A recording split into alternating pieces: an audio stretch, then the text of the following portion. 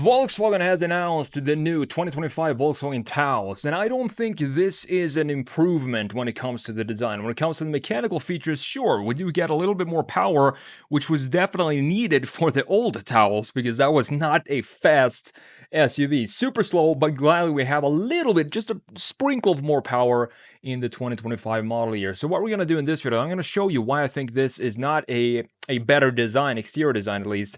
Interior, we can talk about that as well. Not sure about that. I haven't really looked at it yet, the interior. So we're going to do that live here in Photoshop. Compare the front side, rear, interior to the old one and the new one. Let you know my thoughts of this design. But before we do that, let's have a look at this article from Car and Driver. So 2025 Volkswagen Taos gets revised looks and more horsepower. Yay!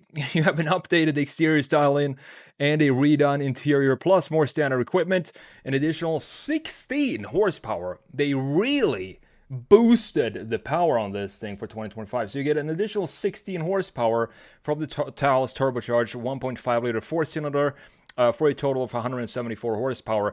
And honestly, I don't think every single car needs to have 250 plus horsepower. A small little SUV like this, to keep the price down, I do think it's the right thing to do. It's going to be a slow SUV, but not everybody needs 0 to 60 times in sub 6 seconds. So I do think this has a place in the market with 174 horsepower.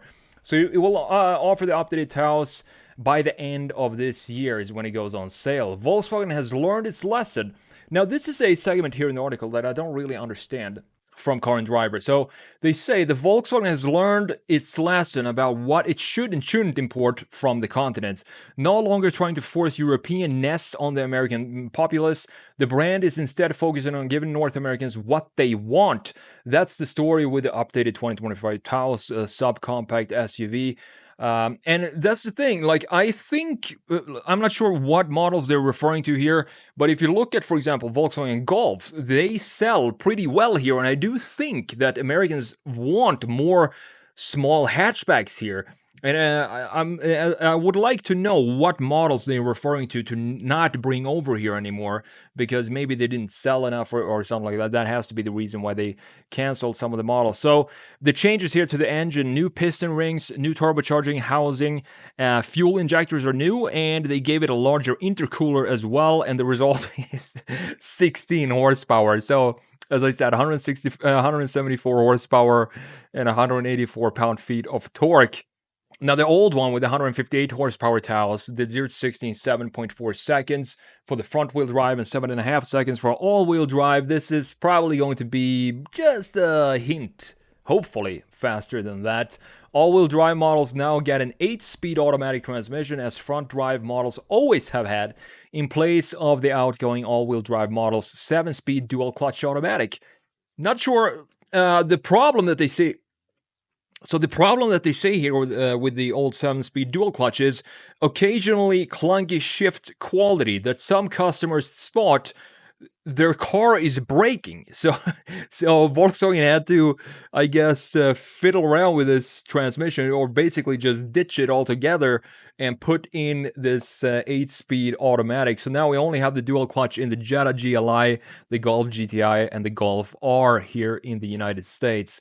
On the inside, so here we have the new interior. So look at this integration, specifically of the screen, is what I want to talk most about. The rest of the interior looks great, but the screen integration is I honestly think, like, honestly, if I just speak from the heart here, when it comes to car design, I feel like we're heading in the wrong direction when it comes both to the exterior design generally and the interior more specifically, because now this integration is not as good as it was before. It's now an 8-inch touchscreen.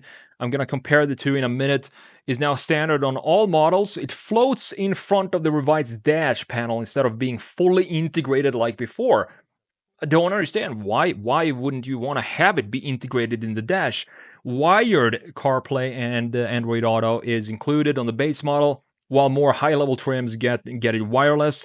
Volkswagen's touch-sensitive climate interface is now standard on the SE in addition to the SEL models.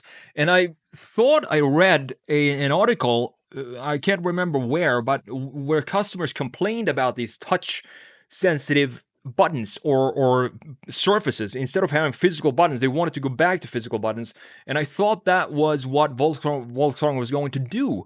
Just go back to normal buttons instead of these touch sensitive, which I was not a fan of either when I reviewed the Volkswagen Golf. So you have a standard full width light bar in the back. That is crazy that they put a light bar on the Taos, because no other car has light bars in the back these days. So this is a unique feature that Volkswagen just added to the Taos here.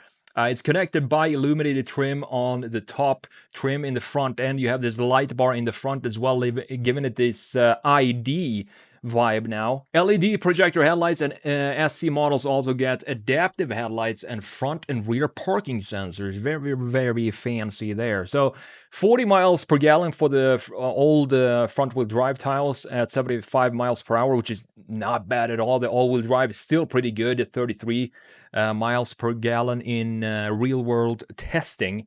Pricing, as I said, will be announced later on. We don't have pricing for this yet, but it's not going to be a very expensive SUV. So with that said, let's jump into Photoshop here. Have a look at these designs, and you tell me. Just look at this collage that I put together for you here, and let me know which one do you think look better, just by looking at the design overall of these two cars. For me, 100% is going to be the old one, and the reason being is I like that this section in the front end dips down here and creates a nice face for the grille. It has more of a classic look for the grille here. We have a clean starting point up top with this line, and beautiful lights here that has a connection. You see how they goes from headlights. So we have a connection from one key graphic, which are the DRLs, going into the graphics in the grille, which is this light bar that we have in the middle. We do have a light bar in the new one as well. And we also have these side intakes here. I'm not sure if these are functional or not. I haven't reviewed the Taos, but it looks good. We have nice chamfers here. Check out this chamfer here, for example. We have another chamfer down here in this gray section down at the bottom.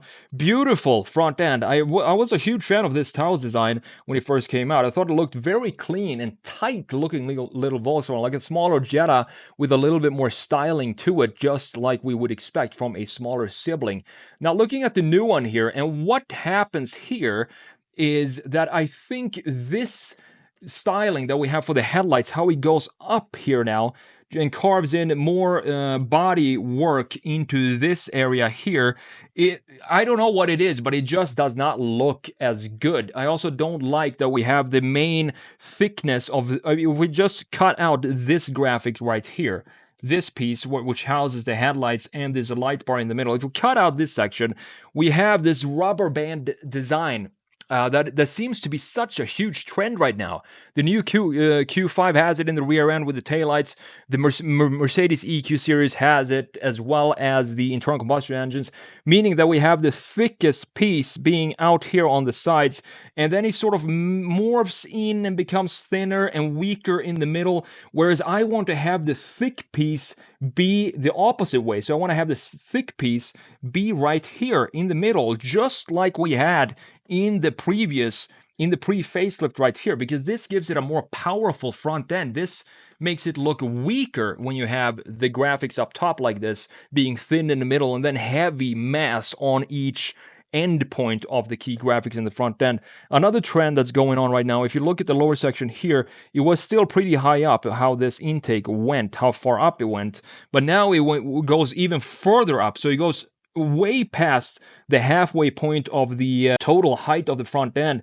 This black graphic here, it's not a bad looking design. We can still have this lower section here, but I would like to have it be still a thick headlight here with a proper grille going down and having a connection, something like this. That would probably work, but I would probably still, if we had the grille going down to this area here, then I would want to have this sit a little lower. I might do a redesign of this on the Sketch Monkey channel. I'm not sure if it's necessary really, but I'm probably going to make a redesign of this. Now looking at the side view here, not a lot of changes if you look at the line flow that we have in these cars.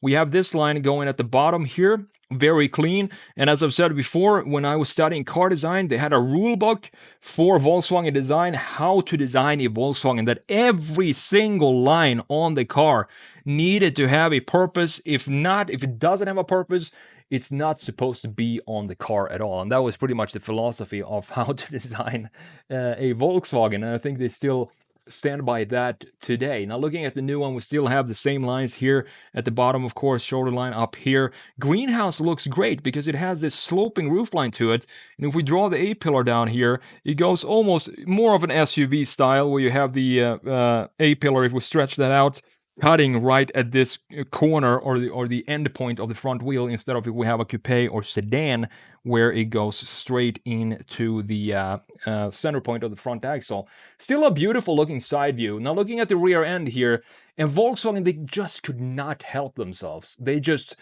saw all these beautiful light bars that everybody else is doing on their cars, and they said, we need to jump on this trend ASAP, and that's exactly what they did. Not just with the Taos, but also with the Atlas as well, which now has a light bar in the middle. But I definitely prefer this old school styling. Call me an old timer or whatever you want, but I think this just looks more beautiful and more unique now to not have a light. If you don't have a light bar, you're definitely a unique design these days when it comes to the rear end graphics. This, it doesn't look bad. It's just a little overplayed now to bring in light bars on every single model. I'm not sure which car manufacturer started with the light bar. It was probably Porsche, I would say, to have a big light bar in the middle with the Macan back in 2015 when that first came out.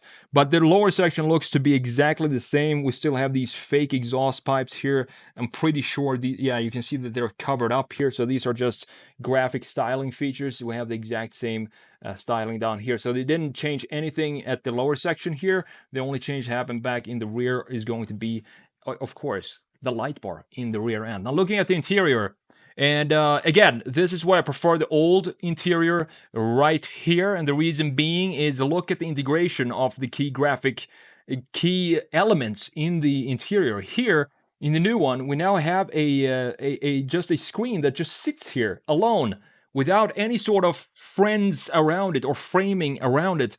While in the old one, it was a smaller screen, and I don't need a big screen in a small SUV like this. This is a totally fine size for me. We don't need like 14-inch screens like they put in the new Golf as well, even though this is an 8-inch, but still, this looks so much better than the new one, and it feels like the designers put more effort into actually making the screen feel welcome in this interior.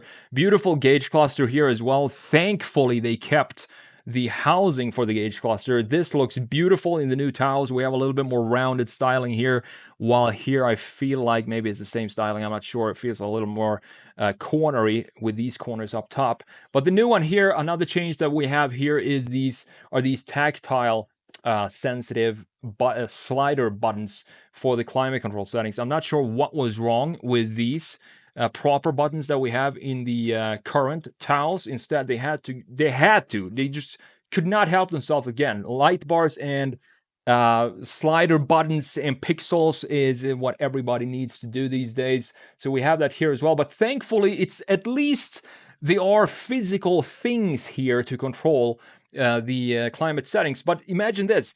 You're out driving and you want to quickly adjust your temperature. Do you want to fiddle around with a slide button, or would you just want to grab something and dial it up or down? What would be the most ergonomic way to adjust the temperature inside? Of course, it's going to be dials like this. So this is what I'm saying, that I think design, both in aesthetics and in functionality, is just heading in the wrong direction with all these non-buttons that we have specifically in interiors today. It looks like the lower section here, this being the old 7-speed dual clutch automatic, here now we have the 8-speed.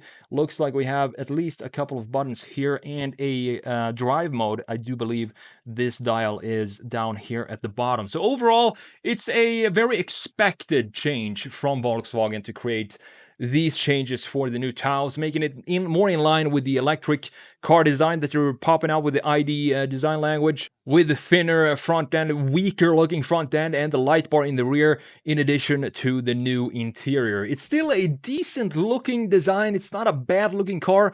It's just my personal preference. I prefer the current generation of the Volkswagen Taos.